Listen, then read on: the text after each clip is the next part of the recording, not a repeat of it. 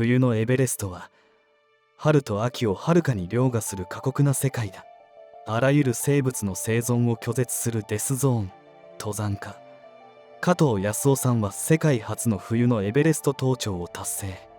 しかし下山中、天候悪化により 8000m 超のデスゾーンでビバーク。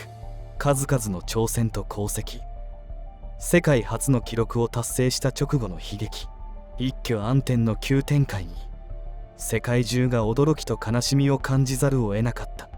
世界で初めて春秋冬の3シーズンにエベレスト登頂。ネパール、チベット両側からの登頂にも成功した加藤康夫さんの奇跡を紹介します。1973年、第2次 RCC エベレスト南壁登山隊となり、前人未到、世界最高峰最難関ルートへの挑戦。標高 8848m で世界最高峰エベレスト。その南側には南西壁と呼ばれる標高差 4000m の大岩壁が訓部氷河まで続いています。1973年秋、エベレスト南西壁を初登攀すべく優秀な登山家を日本中から集め、総予算8700万円、隊員48人という空前の大部隊が結成された。すでにアルプス三大北壁登攀などで名を馳せていた加藤は、その実績により登山隊の隊員に選抜された。登攀リーダーである森田勝さんの指揮のもと、難所であるアイスホールをわずか3日で突破。事前の予想をはるかに上回る速いペースで9月中に南西壁の 8000m まで到達できた。ところが10月に入ると連日悪天候が続き、頂上に向かって登ることはおろか、せっかく設置した高地キャンプを放棄して下部キャンプへ撤退しなければならない状況だった。さらに雪崩により一人のシェルパが行方不明になり、動揺した数人のシェルパが離脱して下山してしまった。南東壁の初登攀が危ぶまれる中、副隊長の湯浅さんは、この状況では南東壁を攻略することは非常に困難だ。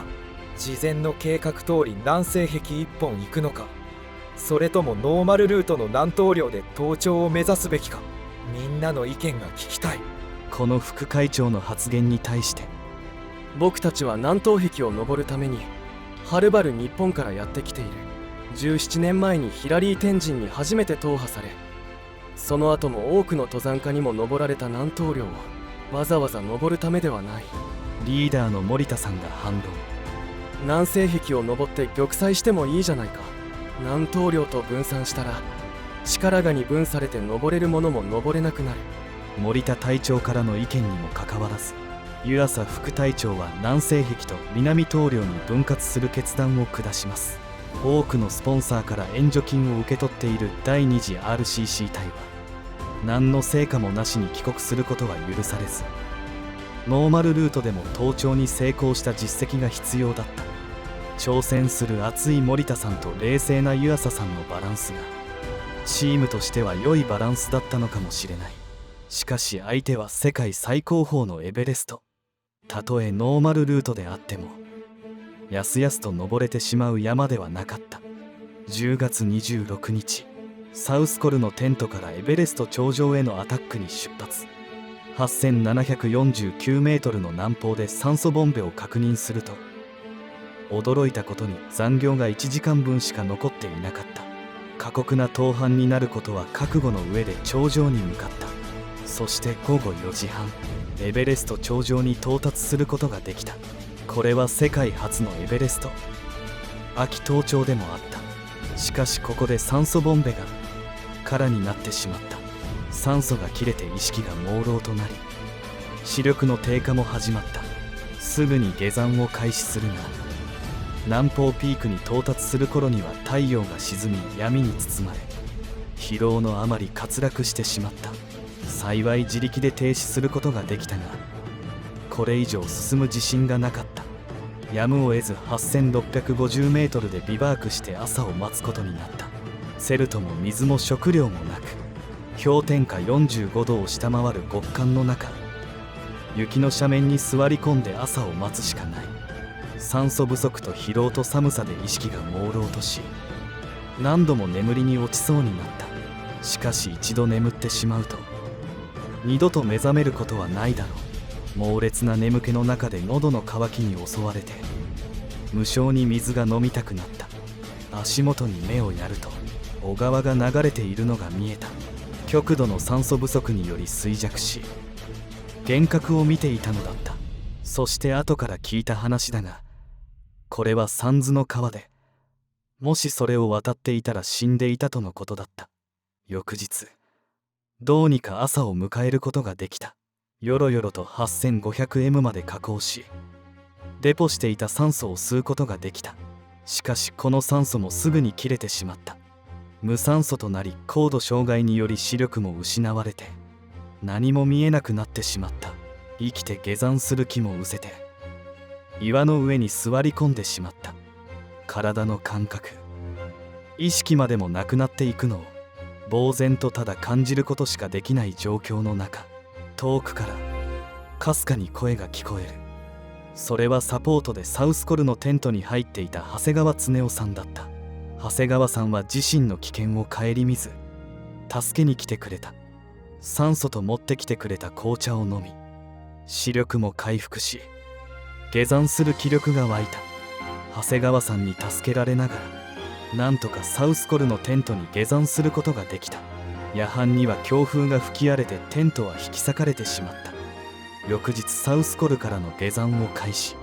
足は重度の凍傷で腫れ上がり、登山靴を履くことができず外靴だけを履いて下山することになった。風が強く立って歩くことができず、サウスコルからの下降も困難を極めた。暴風雪の中、四つん這いで必死で高度を下げていった。そして 7700m で下から登ってきたメンバーと合流。スノーボードに乗せられてベースキャンプに下山することができたのだった。こうして加藤さんは死の淵まで追い込まれた過酷なビバークから卓越した気力と体力、そして仲間の救助により奇跡的に生還することができました。加藤さんの凍傷はかなりの重傷で、帰国後に入院した病院はあらゆる手を尽くしましたが、結局は手術で壊死した指を切断することになってしまいます。全身麻酔ではなく局部麻酔で手術することを望み、黒ずんだ足がメスで切断されてヤスリで骨が削られる一部始終を見届けた。加藤さんの両足指は土踏まずの先から切断され、28センチもあった足は右足が19センチ、左足は20センチになり、さらに右手の中指、薬指、小指の切断、秋のエベレスト初登頂と引き換えに手足の指を13本失うことになりました。加藤さんは第4級身体障害者と認定され、誰の目にも登山家としての生命を絶たれたように見えたのでした。手術の後、社会復帰するためのリハビリが始まった。家族や担当医はもう歩くことができず、ましてや登山なんてとてもできないと考えていたようだった。しかし山を諦める気にはなれなかった。凍傷から再起した登山家がたくさんいる。必死でリハビリに励んだ。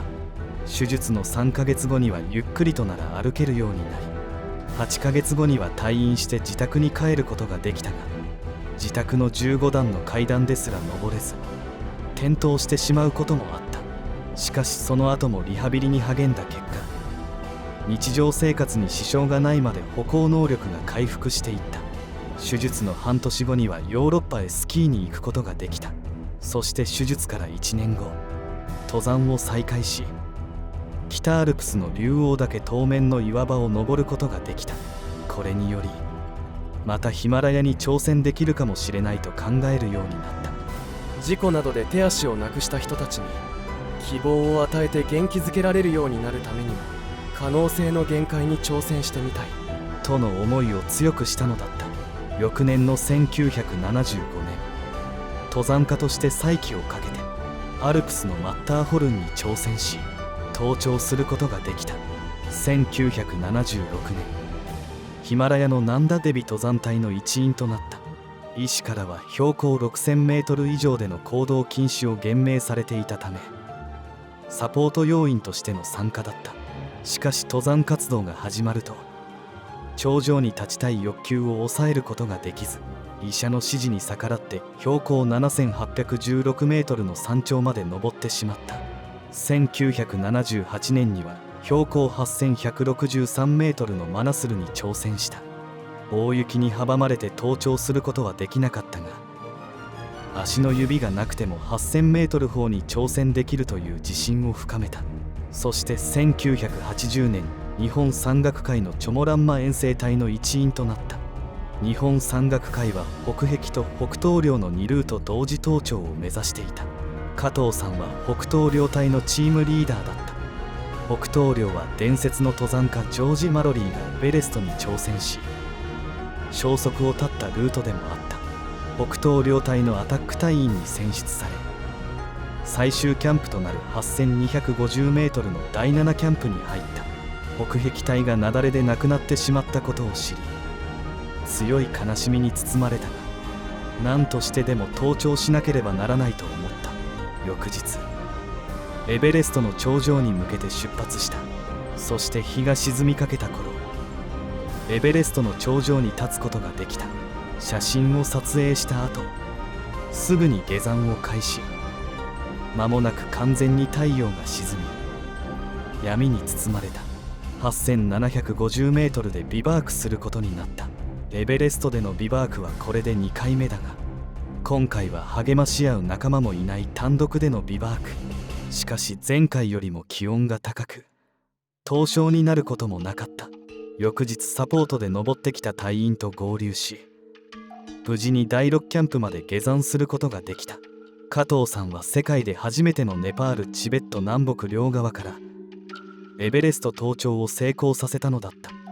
しかしこの3ヶ月後、イタリア人登山家のラインホルト・メスナーは加藤さんと同じチベット側から無酸素単独登頂に成功し、登山界の度肝を抜くことになる。メスナーは加藤さんに続く南北両側からの登頂達成者となり、さらに大規模な登山隊を組織し、酸素ボンベを使わないと登れないという登山界の常識を打ち破ったのでした。南北両側から登頂に成功したとはいえ、大登山隊からのサポートを受けて酸素ボンベの力も借りていた加藤さんの記録はメスナーの無酸素単独というはるか困難なスタイルに3ヶ月後に塗り替えられてしまうのでした。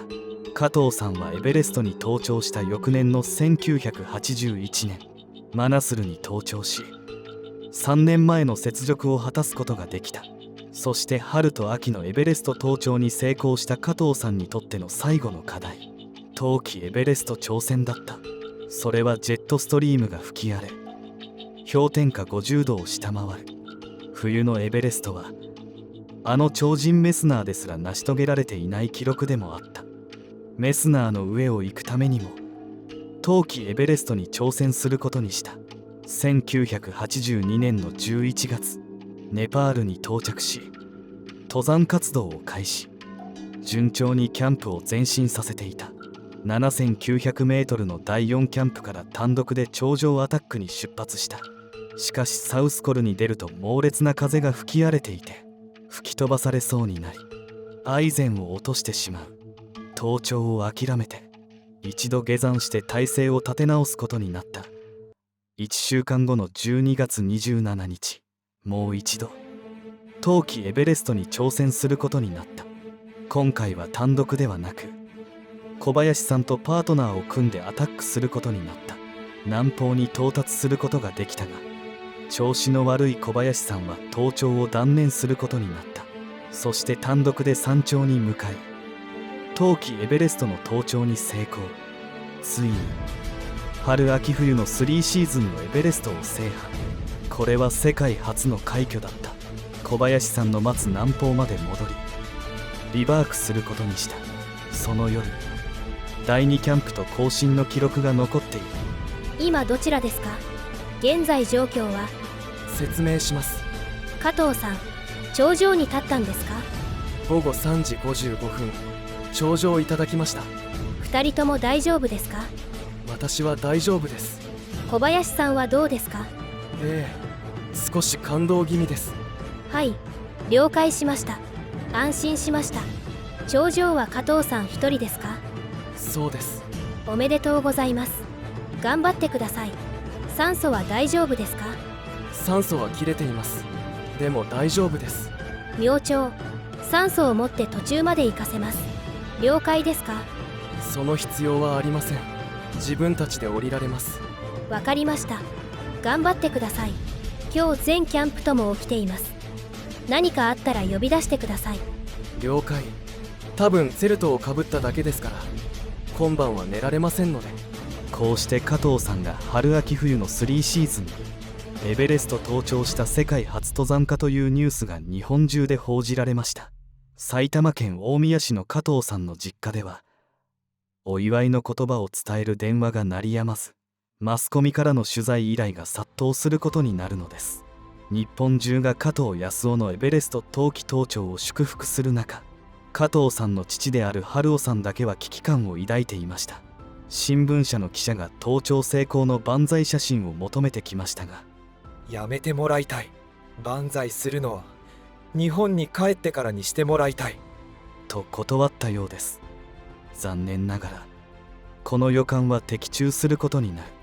午後9時、下部キャンプの隊員たちはビバーク中の加藤さんとの再度の交信に成功します。隊員たちは天気予報を伝えました。予報では翌日は比較的穏やかな天気となっていました。今のベースとの話非常によく聞こえておりました。はい、それでは了解していただけましたね。極端に悪くなることはないと思います。これから判断しまして、風もそんなに強くないはずです。はい、了解しました。寒いですが頑張って明日の朝を迎えたいと思います。はい、頑張ってください。それでは次回は何時に更新しましょうか？その必要はありません。明朝7時に連絡しよう。どうせ寒くて眠れないが、お前たちは寝てくれ。それでは明朝7時まで頑張ってください。よろしいですか？はい、それではおやすみなさい。これが加藤さんの最後の言葉となってしまいました。この夜からエベレスト周辺で猛烈な風が吹き荒れました。第2キャンプですら突風によりテントが吹き飛ばされて、他隊の頑丈なテントに逃げ込まなければならないほどだった。翌日の28日になっても猛烈な風が止むことはありませんでした。隊員たちは無線を開局し、必死で加藤さんを呼ぶものの、二度と加藤さんからの返事が届くことはなかった。日本で帰りを待つご家族にも加藤さんからの連絡が途絶えていることが知らされ、数時間前の登頂の喜びは一挙暗転し、家族は悲しみに打ちひしがれることになるのです。スイス在住で登山家でもある兄の滝雄さんから国際電話が入りました。おふくろさん、悔しいけど冬の 8000m の稜線でビバークして1日以上連絡がないというのだから諦めるしかないと思うよ。ヤスちゃんほど激しい山登りをやっていたら必ずこういう日が来るんだよ。それよりもやっちゃんたちのために絶対に救急隊を出さないよう東京の本部を通じて頼んでおいた方がいいよ。二重遭難の危険があるから、これだけは俺の願いだよ。そして12月29日、加藤たちの生存の可能性は 100% ないとして全てのキャンプを撤収し、残った隊員たちも帰国することになったのでした。その後、多くの登山家が加藤さんがビバークした南方を通過していますが、2人の姿を見た者はありません。南方のピークから来た加藤さんと小林さんの遺体は猛烈なジェットストリームに吹き飛ばされ、ネパール側南西壁かチベット側のカンシュン氷河に落下しているものと思われます。ご視聴ありがとうございました。今回は加藤康夫のエベレスト挑戦を紹介しました。当チャンネルでは山岳遭難、登攀中の事件事故を発信しています。このチャンネルは過去の事例を知ることで今後の事故防止に役立てていただくことを目的として動画を作成しております。事故の関係者を冒涜するなどの意図はございません。また著作権、肖像権の侵害を目的としているチャンネルではありません。また次回の動画でお会いしましょう。